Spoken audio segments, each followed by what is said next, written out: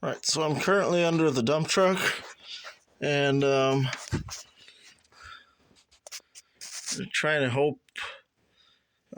trying to get some part numbers. So what's that? 47038. Yeah, it's not a 6. It's 2 zeros there. So that's the U joint.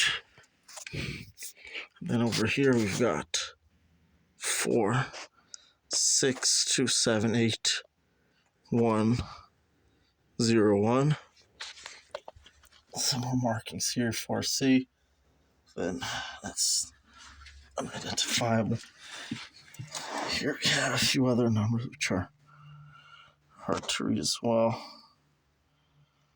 That's a 9 there, but I don't know what it's. Looks like at the top here, there's another number on this yoke, so I'll get that soon. Hang on.